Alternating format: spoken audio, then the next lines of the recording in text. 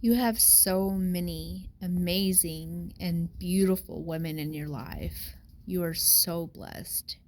You have more mothers than you can count, and they love you so much.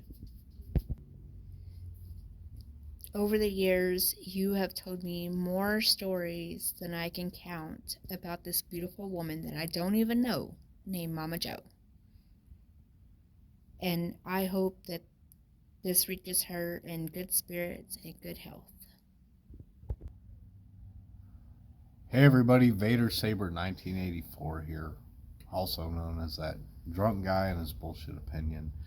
Uh, just coming to you really out of the normal of what I try to do. This is something that's a little bit more personable, a little bit more uplifting, a little bit more happy. You know, try to be a happy guy since you're halfway through life. But anyways, let's do this in ordinary fashion, okay, Peanut Gallery? Yes, you can too. Or you want to? Mm. Come here. He's not gonna do it. Come here. Come here. Give Daddy. Okay. He doesn't want to be on camera. But grab yourself a smoke.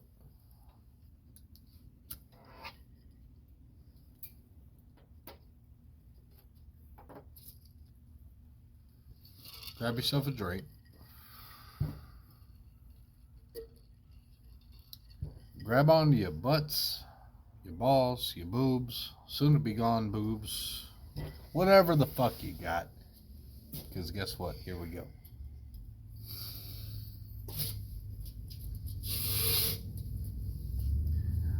All right, so today's rant and podcast is about an influential pinpoint and marker in life. Okay. If you haven't already heard the lyrics before, this is about somebody very special in my life. And I guess we got to go with the origins. This is going to be called Momma Jo.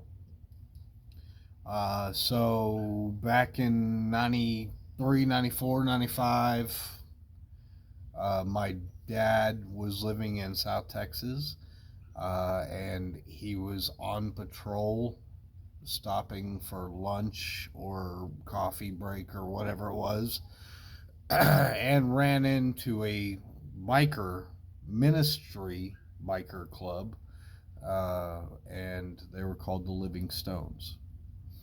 And they exchanged conversation, and he showed up to one of their meetings, and the person that led the group of the Stones was Pastor Jim. It was a ministry biker club that fed the homeless and spread the word of Jesus Christ and all whatnot. So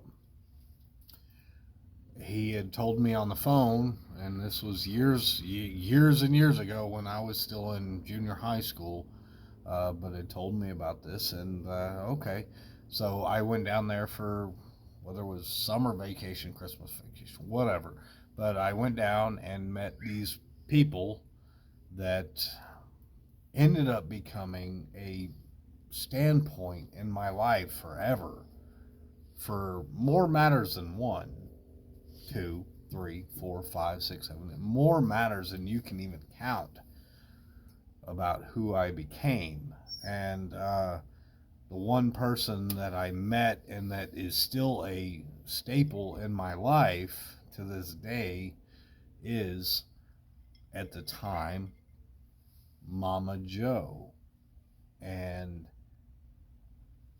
we'll get into Momma Jo and who she is in just 1 second. Taking a pause for the cause, for the drinking man, and a refill. All right, taking a pause for the cause, for the drinking man, got a refill, and also take care of a whiny little puppy, so I apologize. But let's get back to Momma Jo and how it began. So, out of this whole biker uh, you could call it a Christian biker club, a ministry, but that's what it was. It was guys that rode motorcycles, mostly that were from Vietnam, if not later, and well, the pastor was the leader, obviously, but the woman that was behind it all, that made all the dollars count, whether it was for the shelter that they gave to in San Antonio and ran, um, whether it was for the finances that fueled the trucks or anything like that, was one person, and that was Momma Jo. Now, I don't want to give her last name out there, but because I don't think I know her real birth name. My father told me once what her birth name was, but he said if you ever say her name out loud or tell you I told you, I will kill you because she'll kill me. And I was like, oh shit, I better not. But it has always been Momma Jo. So when I met Momma Jo, she, I was thinking of this big, in my mind, this big burly biker lady that would just rip my face off and just use me for a paper towel for a snack. And then I meet her and she is the exact same fragile status physically as my birth mother. Everything, just like, oh my god, I'm looking at a mirror image of my mother. However, she was extremely, we'll say, uh, in tuned into enjoying the high life. We'll say that. And on top of that, she was an amazing artist when it comes to playing the guitar and had a beautiful singing voice. So I'm like, this is the voice of an angel.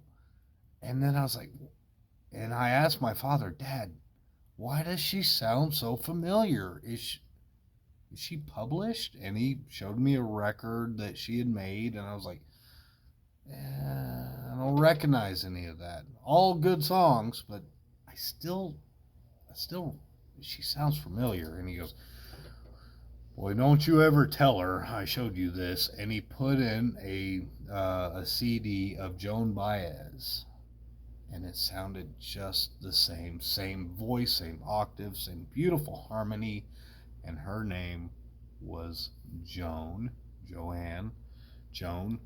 uh, but she always went by Momma Jo. Amazing on the guitar, still to this day. Probably has guitars that are more expensive and has more background and more lineage than anything that I've ever collected in my life. Uh, but to her, those are just her toys. But listening to this woman play, strum, hum, sing was being in the presence of, quite frankly, being in the presence of an angel sent down. Because at the time, she was an angel of God. She was a pastor's wife. She was a minister herself. And anytime you hear her sing, it was about hymns and beautiful things. And so to me, being 12, 13, 14, 15, 16, 17, it was just, wow, this lady is one of those that you'd never seen that before. and it just amazed me. But getting down to a little bit further down the road,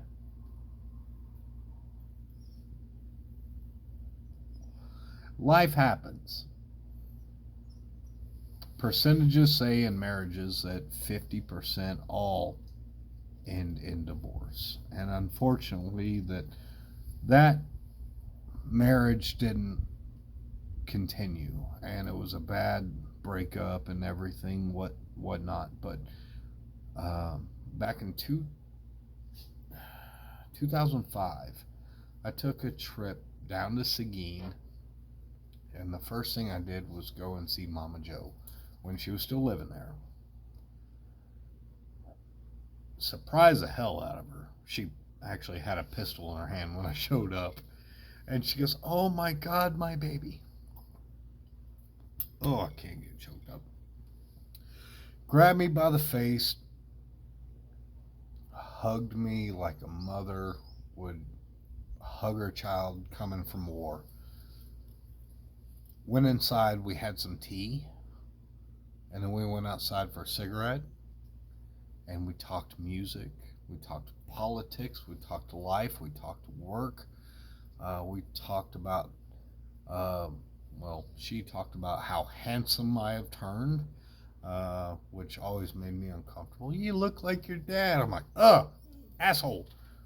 No, but she spoke to me in a way that a mother would, as always. And then she said, "Are you okay with me smoking a joint?" I go, "No, Mama. Do your thing." And she goes, "You want to get high?" "Yes, ma'am." However, I have a job that drug tests, so I cannot partake with you. But I would love to get high with you, Mama. I would kill for that. But I really care for my job, so I didn't. She grew up in the '60s, so God love her, and that was awesome. I should have done that. Oh, I would have loved to get high with Mama Jo. Uh, but we sat there and we talked about music, and we shared music, and then eventually she moved on. And of course, we lived in 8 hours separation, part of Texas. And then just recently, a few years ago, she retired and moved to God, I guess it's Montana or somewhere, that she's up there just rock hounding. She said, "I want to retire. I'm going to throw my phone away. I'm going to keep it at the house only for emergencies to get a hold of my kids. And yeah, you won't be able to get a hold of me. And I will not give my phone number away to anybody. But, son, you have my phone number. And take advantage of it whenever you need me." "Yes, ma'am." Well, in the past 2 years, anytime I find a really good song that says Momma Jo, especially after a couple of these, I'm like, "Oh, Mama would love that." And I send it to her. And a few days later, I get a text message back that, she enjoyed it, she liked it, or sometimes she's like, "Who is that? I gotta know." But beyond all that, with a really quick story of how it began, as you probably heard at the very beginning about many mothers, I have an amazing mom. I really do. But 9 times out of 10, she was working her ass off to keep a roof over my head, food in my belly, and, trying to keep everything else afloat. So I never had a connection with a mother figure. So when I had those times from 94, 93 to 2001, while we were affiliated with the Stones or whatever it was, Momma Jo was Momma Jo. even if I had a stepmom that had a giant long neck and was a drug addict, I'd never talk to her. I only talked to Momma Jo. So all the way to here. So if you say 90, we'll just say 95, 1995. All right. So we'll say almost 30 years, right? 29 years. This woman has been a part of my life in some form or fashion. And if there was anybody that I would need to confide in, ask for wisdom, the day that my father died, the, her consoling and helping me with that, uh, uh, the day that my best friend passed away, like she was always there, whether it was over the phone or whether it was a letter or whatever. This beautiful little woman with an amazing voice, a beautiful heart, and just an exuberant amount of love for everybody else other than herself, gave a shit about this guy who had long hair and, whatever. And I actually do have a picture of her and I back in 1995. It's sitting right in there. Um, but nobody in this world would be so lucky, except for myself, to be obliged to having a Momma Jo in their life. Yes, I love my mom. Yes, I have my Mama Rose. Yes, I have my Mama Donna. But there will never, ever in my life be a Momma Jo. There's a Mama Lisa. There's a Mama Landa. There are women in my life that are so empowered that teach me every day, that make me feel wholesome and try to show me that no, you're not that big and bad. Yes, you are an asshole, but you have a sweet side and hold on to it. But one woman that told me to grasp my poetic side and my creativity was Momma Jo. And so for this, I gotta go ahead and say, Momma Jo, for all these years, I want to say thank you. Uh, I wish I would have had a lot more time with you, learning. You're a killer on the guitar, and damn, you can hold a note. And write a song with you. Oh my God, I'd love to just talk poetry day in and day out, but you're retired, so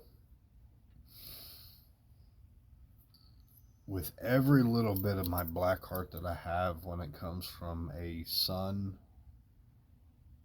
thank you, Mother. This is for you.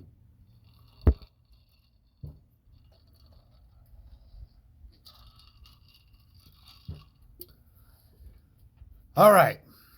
Now that we got the sappy stuff out of the way, and Momma Jo's going to see this and go, oh, it was all good until you ended it. But let's not put anything else in there. Let's throw on just a little bit of Dad just to make Momma Jo go, yep, that's his son.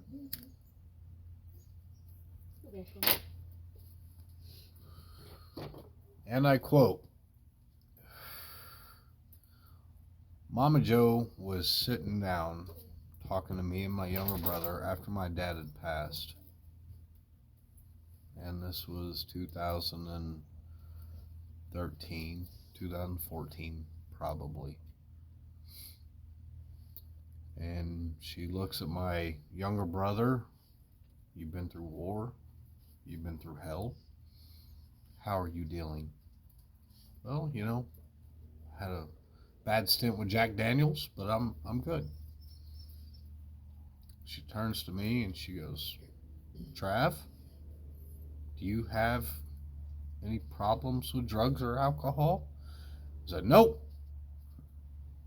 Pretty much got that shit figured out. She turned her head and laughed and she goes, you are just like your father. And I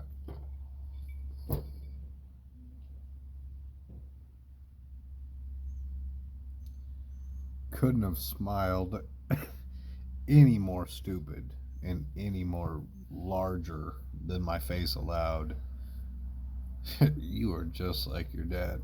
You have any drug addictions? You have any problems? Nope. I got that shit figured out. So, to Mama Jo, I want to say thank you for those 30 years of being my mama. I appreciate it. I love you. And instead of saying Vader Saber 1984 to you, I'm going to say,